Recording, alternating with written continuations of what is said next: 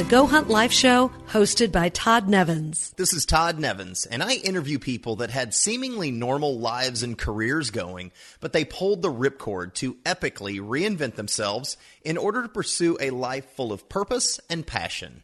This episode is sponsored by PrintDirtCheap.com. Jeff Chrisman, the founder of Print Dirt Cheap, and the crew there are rock stars when it comes to delivering top quality printing at a cheap price. If you've met me in the last 3 years and I handed you a business card, it was printed by Print Dirt Cheap. They're my online digital printing company for everything. They do banners, company letterhead, a ton of direct mail pieces, funky decals, even menus for restaurants. Over 30 categories of printing products, and yes, business cards. And they do it fast, and they do it cheap. Jeff has streamlined every little aspect of the business to provide the perfect user experience, delivering the best product in the industry. I have personally been to the offices, and I have seen it firsthand.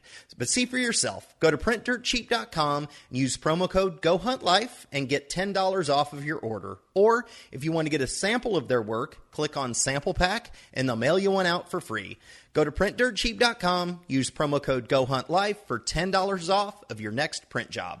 This episode is also sponsored by one of my companies, Click Placement. We are a pay-per-click marketing agency specializing in PPC badassery. We have literally helped hundreds of companies over the last decade drive engagement through paid search advertising using Google AdWords and Bing Ads, LinkedIn, and of course, Facebook. We work with startups, established businesses, and nonprofits to customize campaigns to drive sales or leads, build brand awareness, sell products, or generate mobile app downloads. Hit us up at clickplacement.com or on Facebook, Twitter, and LinkedIn to start a conversation.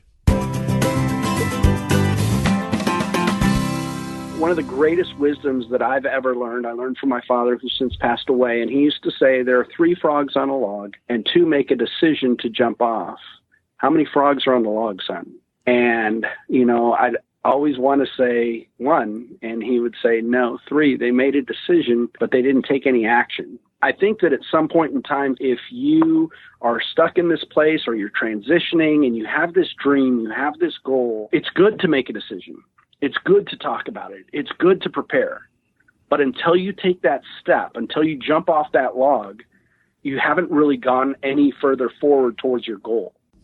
That was Eric Highland, and I cannot wait to share his story with you. But first, if you'd like to support Go Hunt Life, we now have a Patreon page, and our first Patreon is Sandy Kern. So a shout out to Sandy Kern, and yes, my mother-in-law. Thank you very much. If you'd like to support Go Hunt Life, go to patreon.com/Go Hunt Life. And now my conversation with Eric and Brittany Highland. He spent 20 years in the military and retired at the age of 40.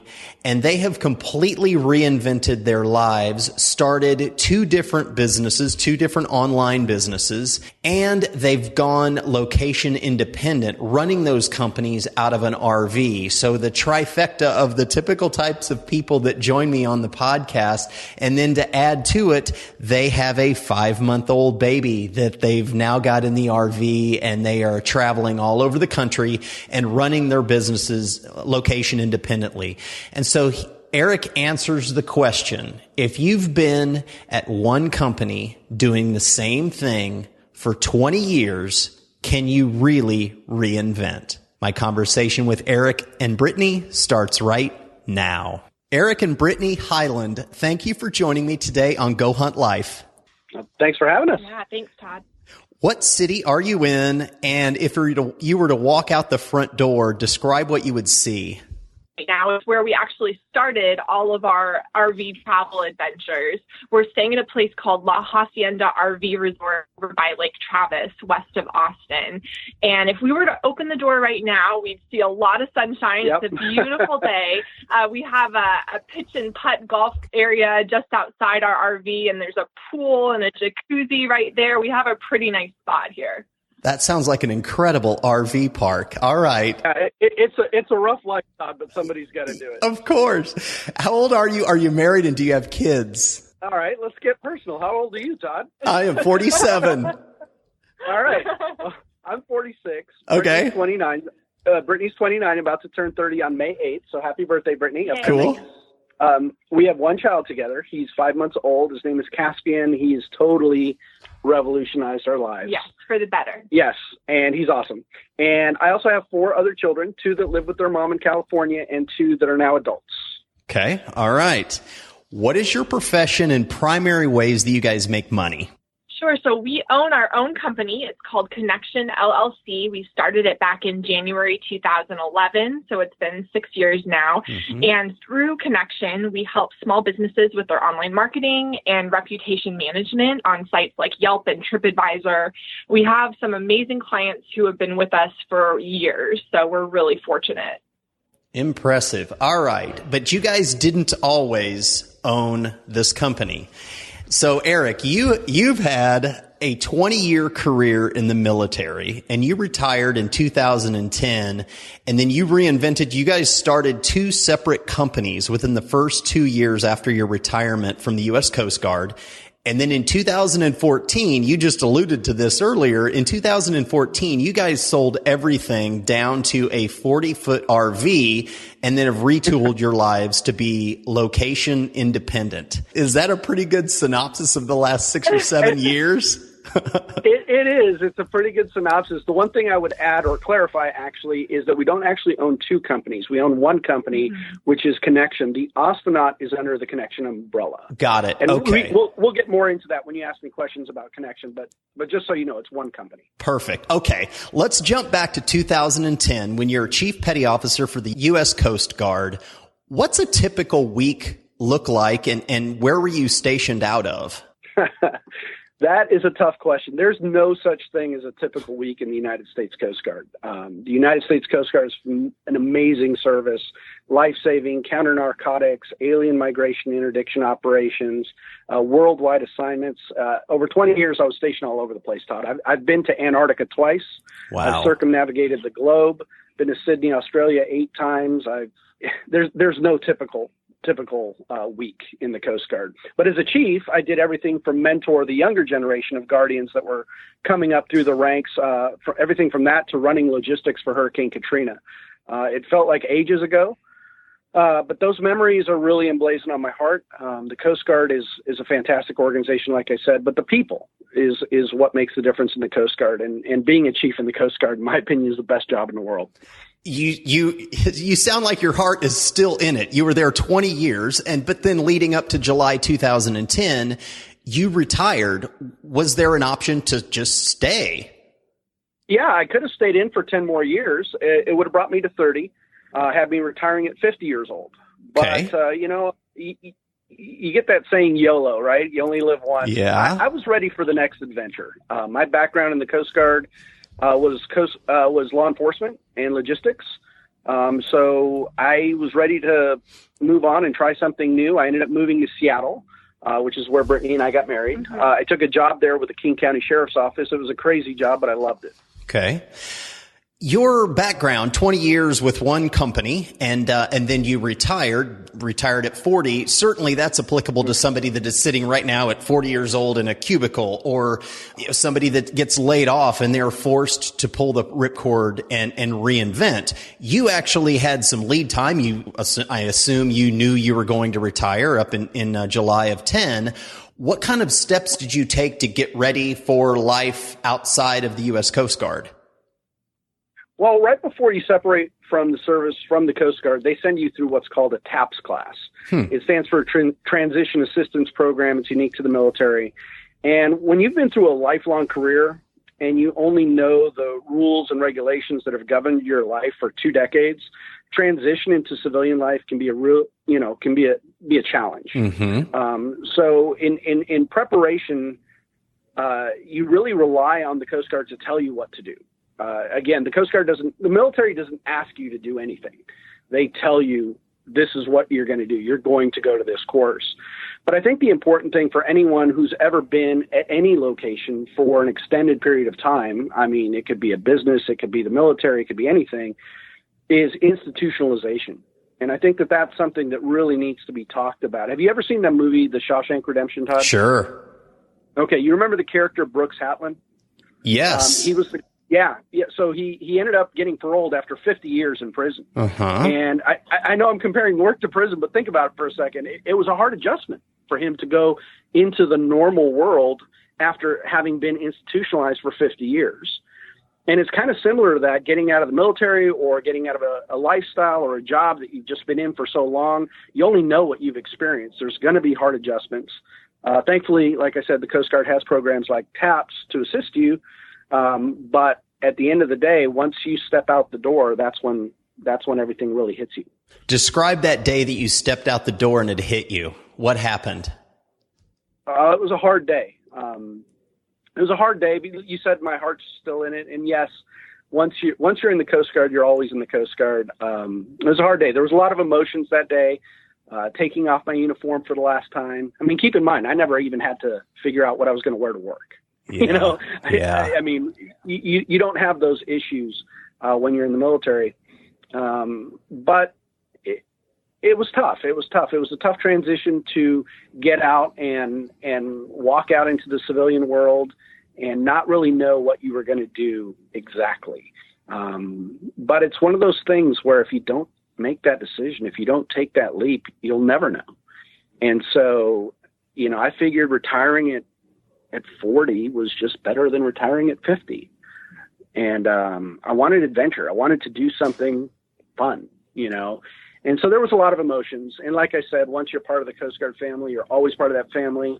I've actually put my uniform on one more time since I retired, believe it or not. My eldest son, Darius, he followed in my footsteps and he joined the Coast Guard. And when he graduated basic training, I flew out there and I got to present him his graduation certificate. So Incredible. It felt like home to put the uniform. Yeah, it felt like home to put the uniform back on again. I'm really proud of him. He's stationed in North Carolina at a place called Oregon Inlet, which is an area known as the graveyard of the Atlantic. It's a pretty high-profile search and rescue area. All right. So could you have just chilled out? Doesn't retiring at 40 sound strange? Yeah, he gets some funny reactions whenever he tells people that he's retired. Yeah, well, it does sound strange, but I got to tell you, it wasn't as strange as you would think. When you've been in the Coast Guard for that long, it's a very, very demanding job. You feel like you've worked for 60 years. And so I was ready. I was ready to retire. Could you have just lived on your retirement and not done anything else? It's possible. I mean, we could have worked. I mean, yes. The short answer is yes. When you retire from the military, you get paid immediately a percentage of whatever you were making before. So I could have retired, definitely not at the standard of living that I'm enjoying right now, but I could have definitely lived off that income, or I could right now in a pinch. We'd have to adjust our standard of living, but we've calculated it out. And yeah, it's possible, but it's always nice to have that safety net to fall back on because we are entrepreneurs at heart. And so we always have that next adventure. And so it's kind of like a little safety net when you're taking the leap off the cliff. Okay. So you said you guys are entrepreneurs at heart, but you worked for the military for 20 years. And as you said earlier, they don't ask you what to do. They tell you what to do. And as an entrepreneur, I mean, it is a broad spectrum of the things that you can do and you have control of. You said you jumped to a couple of different positions after retirement and then before founding Connection in January 2011. What steps led up to you becoming an entrepreneur and starting Connection? Well, like I said, we knew we wanted to do something together. Brittany's my best friend, and we wanted to work together. We wanted to do something together. But my background, even though I have an entrepreneurial heart, my background was law enforcement. My background was counter narcotics. My background was logistics. And so we really didn't know exactly what we were going to do. And so I did. I went to Seattle, moved to Seattle. That's where I was originally from. And I took a job with the King County Sheriff's Office up there. There was thousands of applicants. They were only hiring 3 positions. I got picked up. So really excited about that. Yeah, it was a long application process. It involved polygraphs, fingerprinting, psych evals, oral boards, you can imagine. So yeah, and it was around that time that Brittany and I started Connection. We were only doing it part-time though. Okay. We really wanted to work together, but at the same time, I wanted to have some sort of stability, some sort of income. But get this, the state funding ran out. So I was one of 3 people. There was like 5,000 applicants. 3 people got hired. I got hired, had a great time, loved them. They loved me, but it was funded by the state, and the funding wasn't renewed for the next fiscal year. So they had to let me go. They didn't want to let me go, but they had to let me go. And it was at that time that Brittany said, I want to move to Austin. Mm-hmm. Good move. Wow. Okay. Welcome to the real world. Hey, you've got a job. Hey, we don't have funding. You're laid off. That is the real world, right? Immediately, your first step out. It hit me square in the face. And so I applied for a job in Austin. I got picked up for a job in Austin. Okay. We moved to Texas, but our company had started taking off. And we decided that we had enough in the bank, enough reserves, I guess is a good way to put it, that we could give it a go, give our full-time company, our company a go full-time. And it was really cute because Brittany would, well, I'll let you explain it, but like how you would say we need to make Yeah, well, I mean, it was definitely a risk that we took. We had a little bit in the bank, but not a lot. And so basically we looked at a calendar and we said, if we haven't made X amount by this date, we're going to have to go back and get quote unquote real jobs. Real jobs. How far out was that date? How many months It was only about 30 days. Yeah. When we started. 30 days? So it was crunch time, and we really had to go make things happen. We were hustling. We were picking up tiny freelance things that were just added up. We would meet that 30-day goal. We would set another 30-day goal, and we did this probably for a good 4 or 5 months until one day we looked at each other and said, I think we're doing it, and I don't think that we need to set these micro goals anymore. Was your background in what your company does now? Did you come in with that background? No, I have a liberal arts education. And so honestly, my writing skills are what really have helped me to succeed in what we do.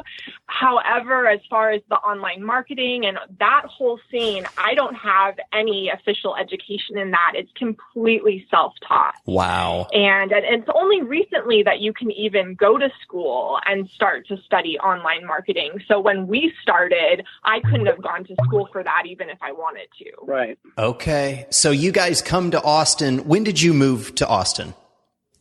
It was at the end of 2011. Right. 2011. Okay. So who did you know here? And did you have mentors that you relied on that helped you?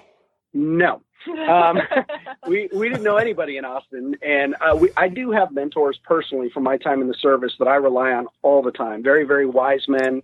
A pastor that I had who's passed away recently, just real men that I was able to reach out and speak to and talk to and bounce things off of that I respect. So that was really important, but we didn't know anybody here in Austin at all. No. So as far as business mentors, the answer is no. So then how did you start it from scratch, from a marketing perspective, from a business development perspective? How were you getting these micro projects so quickly? How were you finding them? You mean the clients? Yeah, your clients. Well, back when we first started, our company has really evolved. So back when we first started, it was all focused on search engine optimization. Okay. And back then, we offered a free website analysis and a free consulting session. So we did a lot of work for free back then. And I mean, a lot of work for free back then. But we had nothing but time. We had nothing but time. And so we wanted the phone call. Now, today, it costs $100 an hour to speak with us on the phone, and we bill by the quarter hour. Sure. Wait, how long have we been on the phone? There you go. Oh my gosh. I owe you 50. No, I owe you, I owe you $25. Okay. All right. So obviously your business has evolved. What has been the biggest shift so far in the last 5 years with the business? Well, I think there's quite a few things that have happened. As Brittany said, when we first started, we were just doing SEO. There weren't any schools. There weren't any courses. So what Brittany and I ended up doing was we would divide and conquer. We had found websites that were talking on these topics, and we would each look at different websites, and then we'd get together and talk. And I think a lot of the things that we researched ended up informing the direction that we ended up taking. And so we ended up starting to do like content creation. I think that was the very first shift that we made away from SEO, not necessarily away, because we were still using search engine optimization practices in our content creation, but now we were able to say, oh, well, this client wants an article written about this. And then we were able to write those articles. So content creation was really the first shift. And when we first moved to Austin, because we didn't know anybody, we went to a ton of meetups and networking events. And it wasn't like we were trying to shove our business cards in people's face. We just wanted to get to know the community. We were brand new. We were able to make friends. Austin has such a vibrant community, a digital community and a startup community. And so we actually ended up getting asked to speak at different events and share our stories. So we were really hustling to engage with the movers and shakers in Austin. And so that was a really big part of what we did at first, too. Right. And since then, we've evolved into consulting, social media management, content creation, as I mentioned, reputation management, a lot of public speaking engagements, as Brittany said, and website creation for small businesses. So we still use all of the best practices from the SEO days, but we really don't do SEO anymore. So we've really evolved as a company. If you're evaluating websites or do you build websites from scratch for clients? No, we're not coders. Okay. We do simple WordPress sites for clients, and we also have some partners in the space who we work with to make more complex and full-featured websites. Really, now we do mostly social media management along with reputation management and consulting.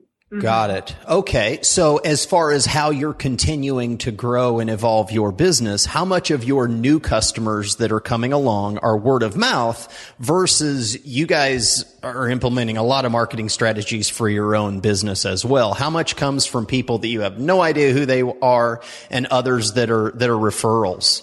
I'm going to let Brittany answer this question, but I'm going to start off by saying that I've been blessed to the fact that I don't even carry business cards anymore. Oh, good for you. Yeah. Yeah, we've been really successful in what we do. We don't market ourselves. Yeah, not at all. So it's completely word of mouth. And also, we made a decision that is really different from what a lot of people do, in that we're really not trying to scale our company. And we made that decision a couple years ago. It is just the two of us, and we've decided not to take on employees. And so when we're at bandwidth, that's it. And so we're really selective about which clients we work with, but we really just want to pay our bills, because in the time that we have left over, we can live life and we can adventure.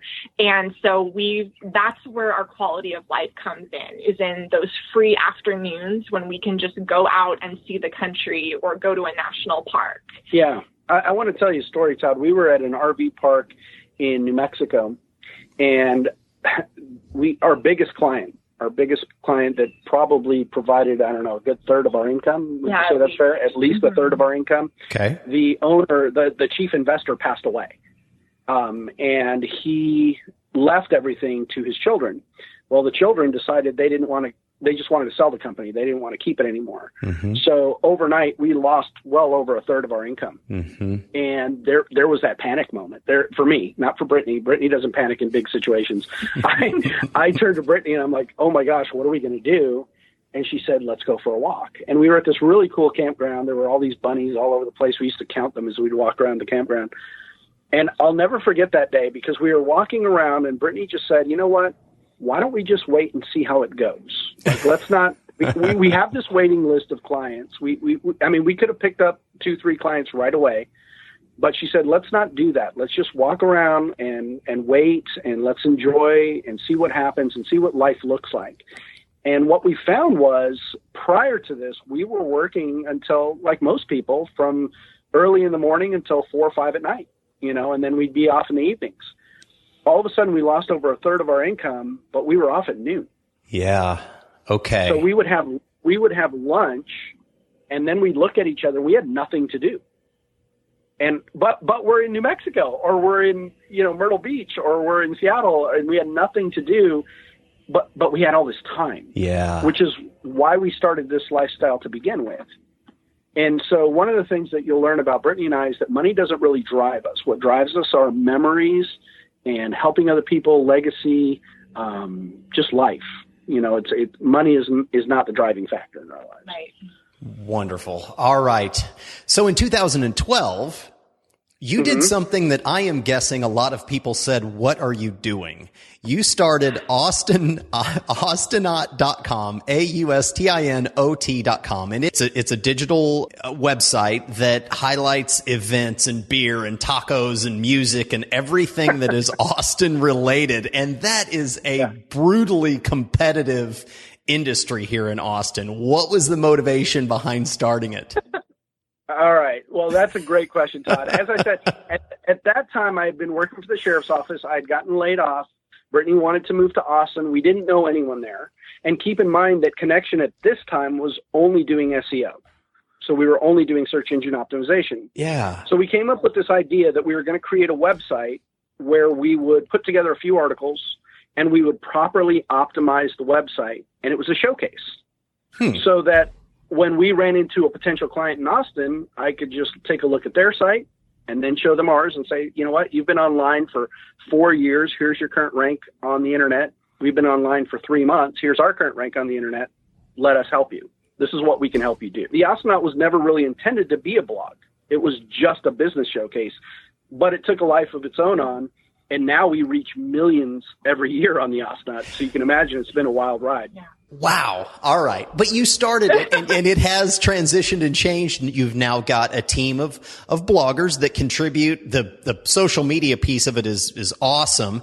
How do you keep that from infringing on your lifestyle that you just described? Believe it or not, the Austinot actually takes up a good 40% of our time, probably. Yeah. Some days I work more on the Austinot than I do on other things. And we genuinely love the city of Austin, and the Austinot team has become like a family to us. And you're right when you said that there's a lot of, competition in Austin and digital publication, and it's just become special. It's become like family. So it's important to us to spend time with it. Something that I noticed when I was going through the bloggers' profiles on there is that most of them are new to Austin, new meaning within the last 3 or 4 or 5 years. Is that by choice, or is it just how it happened when the people that are contributing to it? Well, I think it's how it happened, but I actually love that you point that out, because when we started the Austinot, we were new to Austin. Yep. And our articles, when you would read them, they were told through fresh eyes. I mean, we were seeing things for the very first time, and there was this excitement and appreciation for aspects of the city that, people who had lived here for a decade, you just get in your bubble and you go to your grocery store and your favorite restaurant, and you almost get in a rut of doing the same thing over and over again.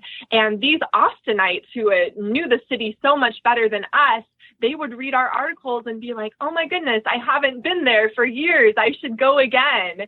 And they would appreciate it. And so I guess it's almost a culture that we started from the very beginning, that these people, our writers who are new to Austin, know that they're going to be welcomed on our blog, because it's that spirit that helped make us successful in the first place. Man, I can completely see it, and I 100% agree. My wife and I have just lived here for a year, just over a year. And so we're looking at everything like, this is the greatest taco I've ever had in my whole life. Everything is new and exciting and different, and you do bring a different perspective versus somebody that's lived here for 10 years or 5 years even. What's been the biggest surprise with it over the last 5 years? For me, it would have to have been there. There was this one time Brittany and I were standing in a grocery store line, and there was a couple standing right in front of us. And the girl said to the guy, "Did you see what the Astronaut just published?" No. And I didn't say a word. Like, we're standing right behind them. We didn't say a word to them. Brittany and I just kind of looked at each other and smiled. And that's when we knew we were reaching Austin. And it was just, validation. Because like I said, we don't get paid for this. We have nearly 1,500 articles on the Astronaut. They're all unique. We've been offered payment to write articles. We've never accepted payment for a single one. A lot of people don't understand that we don't make money from the Astronaut. It was never intended for that purpose. We're all volunteers. Brittany and I are volunteers. And, what we do, like I said, we do as a labor of love for the city that we call home. We do have sponsors and a few ads, but that's just to cover the cost of running the site. Okay.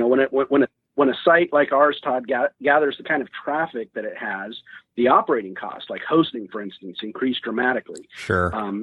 We've actually paid out of pocket to run the Astronaut before. But right now, between sponsors and ads, we're about breaking even every month, I would think, for operating costs. Yeah. And, we've been offered chances to do more. We're just not salespeople. We're people. So it's never really been a priority. We actually have a friend that's making $70,000 a month from blogging. She's awesome. Whoa.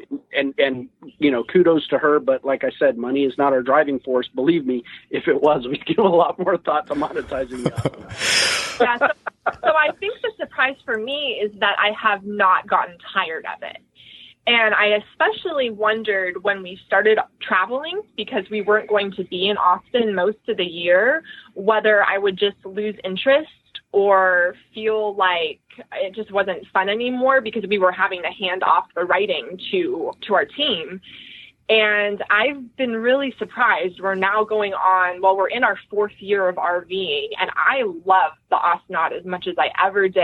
Yeah. I still enjoy doing it, even from the road, even when we're not here. And that surprises me. All right. So now let's jump into on the road, location independent. You sold everything. What did you have here? And was it 2014 that you sold everything and started living full time out of the RV? Yes, February 2014. What did you have to sell to get to that point? Brittany's piano. Yeah, that was the hardest That's thing. the worst thing. Okay. Yeah. Honestly, Todd, I think we kind of always had an idea, even when we got married back in 2011, that we were going to do something like this, or maybe it was just that we didn't really have a lot of stability between the sheriff's office job, moving to Austin. We were going through a lot of transitions, and so we just weren't accumulating a lot of stuff. I mean, we had IKEA furniture, and so we purposefully were not gathering a lot of things that were important to us and that we knew we would have a hard time separating with. And so when it came time to sell everything, we were really selling things that we didn't care about, with the exception of my piano and maybe Eric's huge TV, but we did keep that in the family. Yeah, that was for my father-in-law. Yeah. Good. Yeah. So I still get to watch it when I go visit. Perfect. That's a win-win. So your businesses were still, relatively young. How did you have to adapt the business side of your lives to enable you guys to not live in Austin full time? Right. That's a great question. So we had been working with Connection for about 3 years by this time, and we had established relationships because, like Brittany said, it's just Brittany and I. And so we know our clients. Mm-hmm. I mean, they'll invite us over to their house for barbecue. We'll hang out with their family at a baseball game. I mean, they've become like family to us. And so we told them, we told them, hey, this is what we want to do. We want to go out on the road.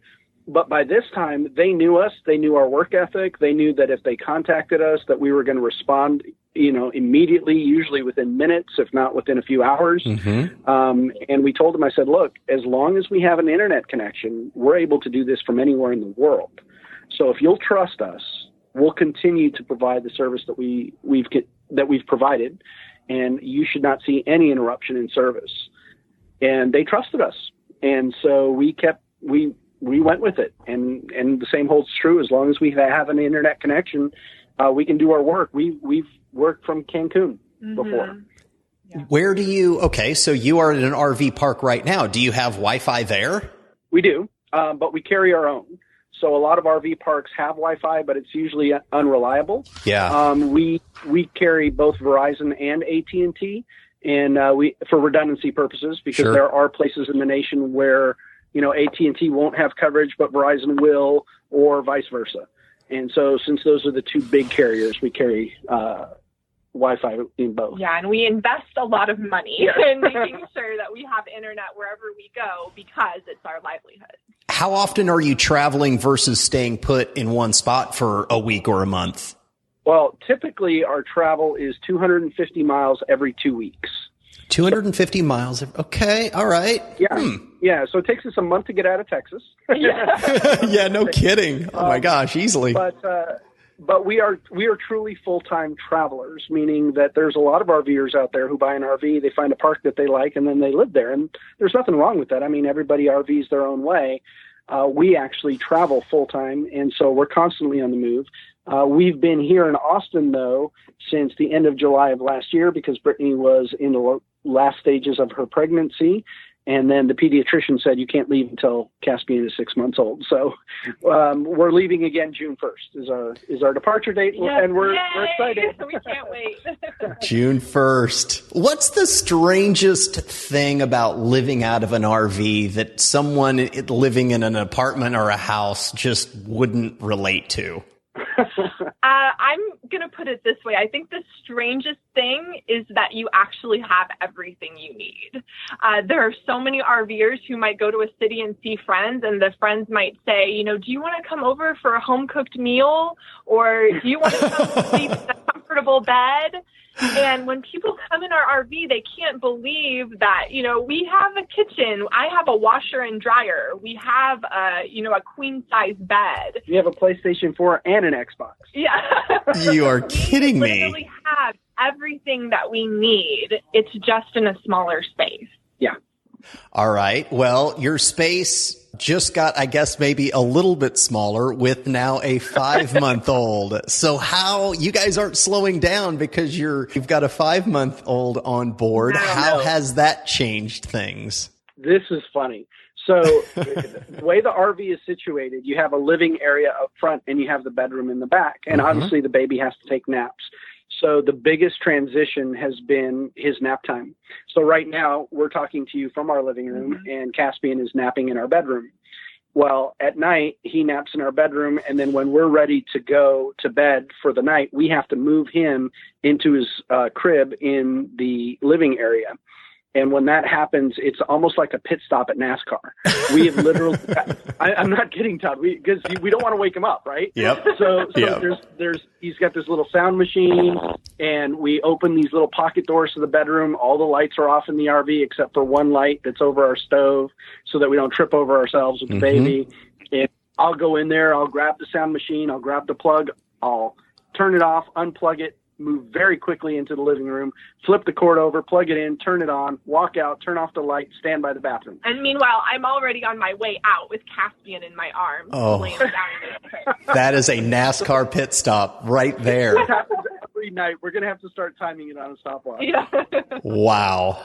All right. So what advice do you have for someone like what we started this conversation with? There are a bunch of people out there that are A, B, C, or D. They are in the military, they're retiring, but they're still young and they want to do something else, or people that have just gotten laid off, or people that are disheartened in their careers and want to make a complete 180 reinvention, and even people out there where their jobs that they have been performing for the last 20 years are no longer relevant, and they've got to completely learn a whole new set of skills to continue to work. Like, what advice do you give those people when you meet them? We get asked this question, not necessarily in the same way, but a very similar question all the time. In other words, how did you do it? Because I really want to do the type of thing that you're doing. And I will say this, like Brittany said, there were no colleges, no school courses for the type of thing that we ended up doing for our life with Connection. We just did the homework and we talked about it for a while. But one of the greatest wisdoms that I've ever learned, I learned from my father who's since passed away. And he used to say, there are 3 frogs on a log and 2 make a decision to jump off. How many frogs are on the log, son? And, I'd always want to say 1, and he would say, no, 3. They made a decision, but they didn't take any action. And I think that at some point in time, Todd, if you are stuck in this place or you're transitioning and you have this dream, you have this goal, it's good to make a decision. It's good to talk about it. It's good to prepare.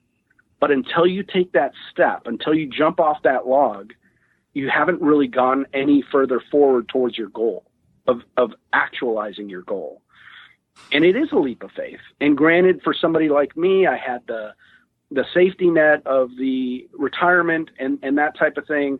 But we think you get one shot around. There's so much to see. There's so much to do. There's so much life to be had. And Brittany mentioned about people being in a rut, in the grocery store that they go to or their favorite restaurant. And, I can't tell you how many times we'll pull into a new city and somebody will say, hey, we want to show you this pizza place. It's the best pizza in the country. And you know what, Todd? It's good pizza. It's not the best, and that actually says so much because to them, that is the best pizza in the country. But we've eaten pizza in 22 different states, and we probably still haven't had the best.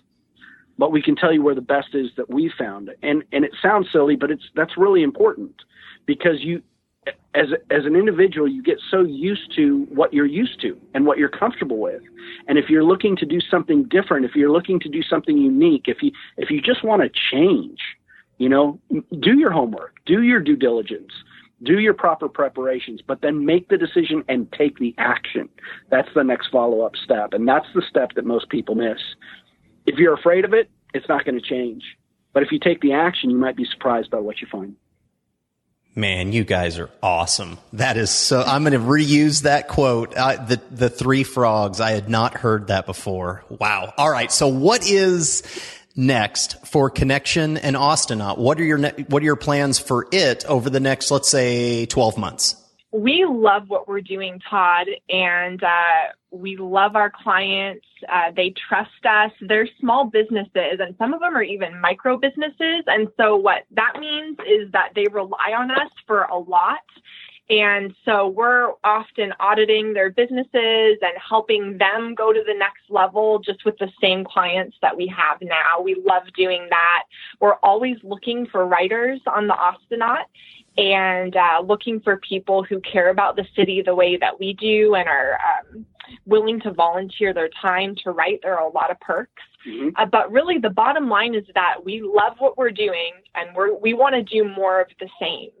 And that's what work is. I mean, for us, there's an ending time for work. It doesn't control our lives.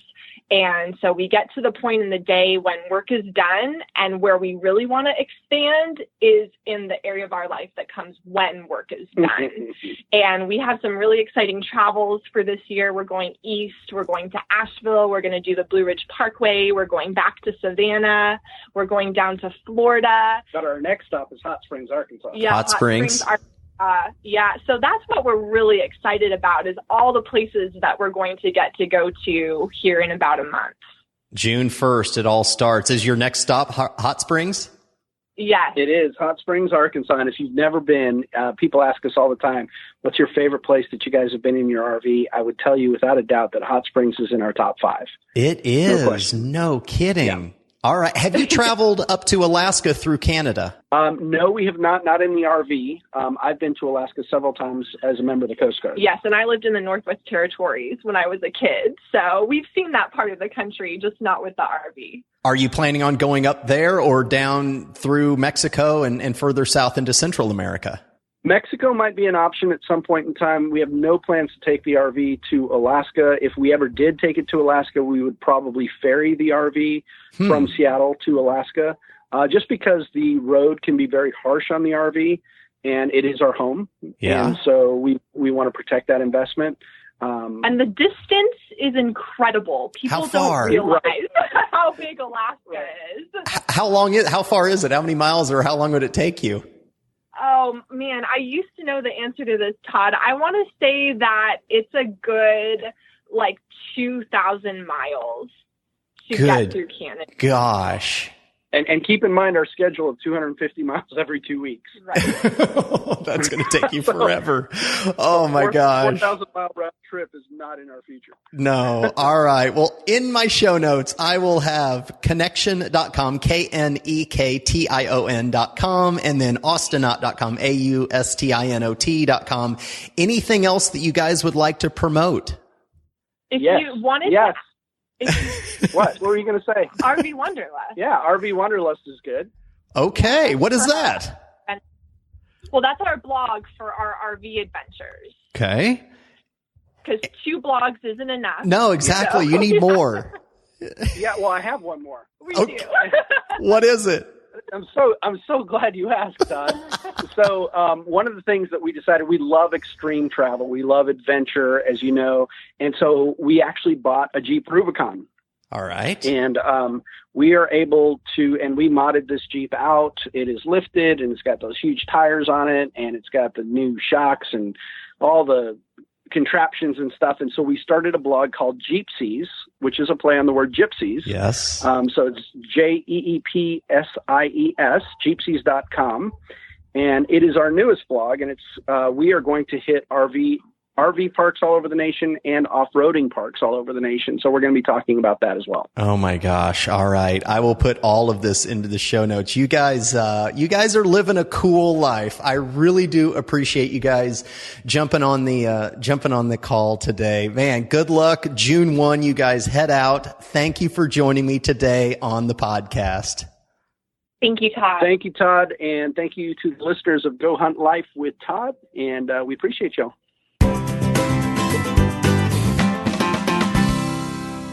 Don't forget to hit up the rock stars at printdirtcheap.com. Use promo code GoHuntLife for $10 off of your next print job. For fast, cheap, and high-quality online printing, it's printdirtcheap.com. Hey, Life Hunters, thank you for listening to this episode of Go Hunt Life. If you like the show and would like to support it, go to iTunes and do this. Subscribe to the show, leave a rating, and review it. It helps. And thank you. If you or someone that you know has quit their normal life to follow their dreams, I would love an introduction and maybe interview them on the show. You can find me at GoHuntLife.com and also on Facebook, Twitter, Instagram, and Pinterest at Go Hunt Life. Until next time, stay weird, dare greatly, and ripcord out.